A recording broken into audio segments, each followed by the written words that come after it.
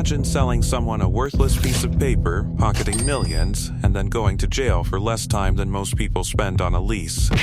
Then imagine writing a book about it, selling it to Hollywood, and becoming famous all over again. That's not a movie plot. That's Jordan Belfort's actual life. And somehow, the man is still out here selling things. This is the real story. Queens, New York. 1962. Not the glamorous part. The part where fathers work double shifts and mothers clip coupons and nobody talks about the stock market because nobody owns any stocks. Jordan Belfort grew up in that world. And he hated it. Not the people. Not his family. He hated the ceiling. That invisible wall that said, "This is your lane, stay in it." Jordan had different plans. At 16, most kids were thinking about summer. Jordan was thinking about money. He started selling Italian ices at a local beach. But not the way other kids did. 1 scoop or 2? 2, but I'll tell you what. Buy 3, get 1 free, and tell every friend you have. Deal? You're 16. I'm 16 and I'm going to be rich.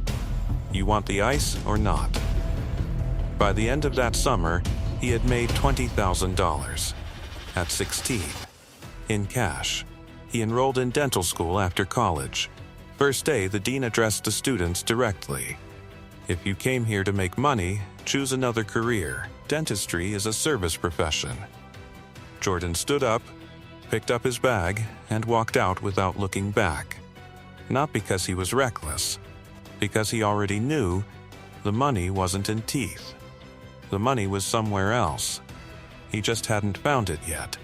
He tried meat first. Door to door. Frozen steaks and seafood sold from the back of a truck to housewives in Long Island. Ma'am, Usta prime cut, frozen fresh, delivered right to your door. Better than the supermarket and half the price. I don't really need. You cook for your family, right? What if I told you that every steak in your freezer for the next month cost you less than a restaurant appetizer?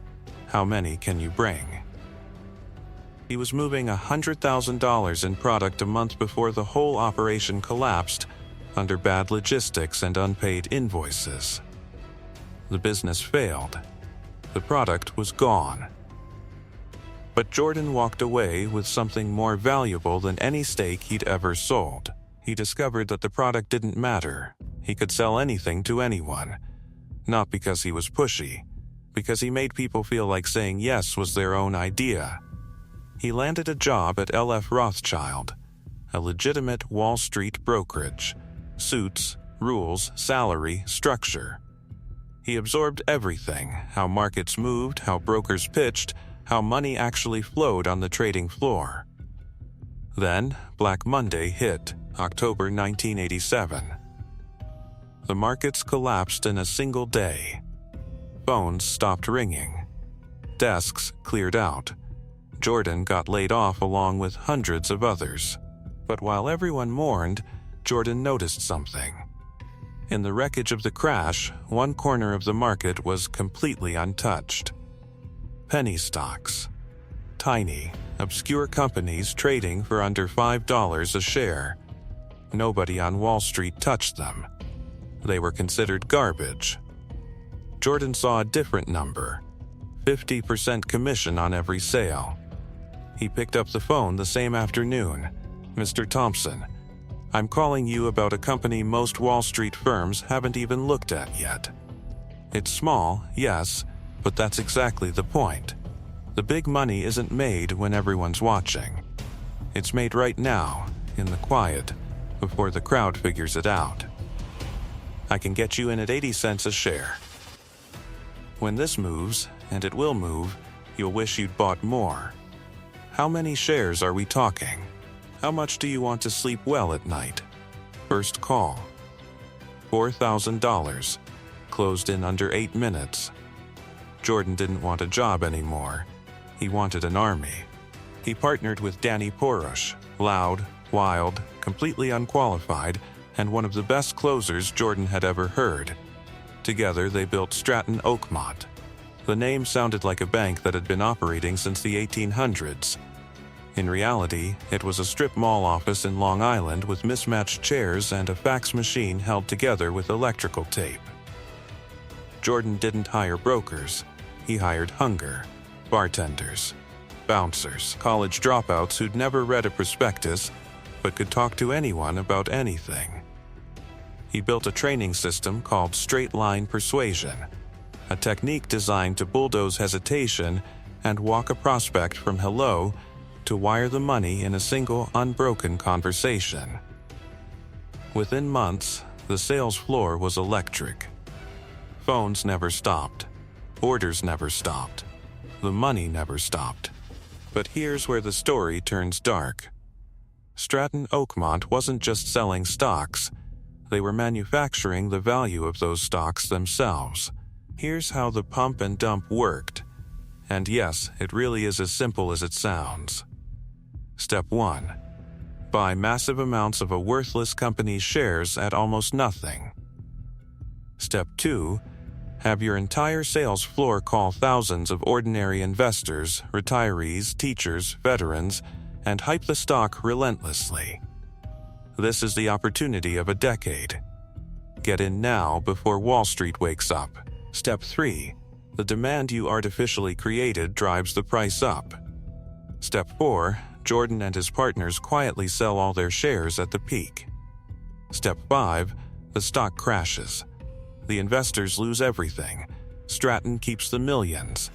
At Stratton Oakmont, they did this over and over, with different stocks, different names, different fake projections, different victims. They called it business. The law called it securities fraud. The money became obscene. Jordan bought a helicopter. He bought a 170-foot yacht and named it after his wife, Naomi. He owned mansions in the Hamptons, a Ferrari, a fleet of Lamborghinis. He threw parties inside the office that had no business happening anywhere near a financial institution. The entire firm ran on cocaine and adrenaline. Top performers were handed Rolex watches like candy. Anyone who underperformed was publicly humiliated and replaced before lunch. Jordan ran it like a cult with a payroll. He preached from the sales floor like a preacher at a revival. You are not a salesman, you are a force of nature. The client doesn't know what he wants until you tell him. Money is not evil. Money is freedom. And freedom is the only thing worth having. The crowd roared every single time. Meanwhile, millions of real people were losing their savings. A retired teacher in Ohio, a veteran in Arizona who had invested his entire service pension, a father in New Jersey who had remortgaged his house, chasing a stock tip Stratton told him was guaranteed. None of them ever appeared on the sales floor. They were just numbers on the other end of a phone. By the mid-90s, the FBI had been watching for years.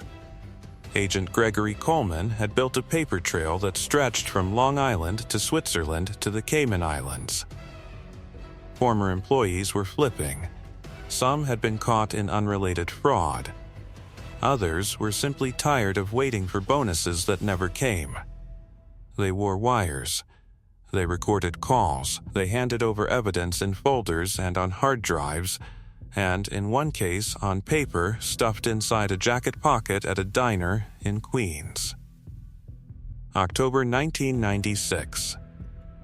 Federal agents raided Stratton Oakmont at dawn. Filing cabinets emptied. Computers seized. Staff questioned in the parking lot. Jordan still wasn't done. While under active federal investigation and explicitly ordered not to move any funds, he wired $2 million to Switzerland. The call was recorded, the transfer was traced. That wire became the thread that collapsed the entire case on top of him. He had no moves left. Jordan Belfort faced 30 years. Wire fraud, securities fraud, money laundering. The charges alone could have buried him for life. He did what he always did best. He sold. He cooperated with the FBI. He wore a wire. He handed over colleagues, partners, and friends. People who had learned everything they knew from him, followed his exact playbook, and in some cases served longer prison sentences than he did. Jordan got 22 months in a minimum security facility. No fences, no cells, no armed guards. He played tennis, he lifted weights. At night he wrote. In 2007, he published his memoir. In 2013, Martin Scorsese directed the film adaptation with Leonardo DiCaprio.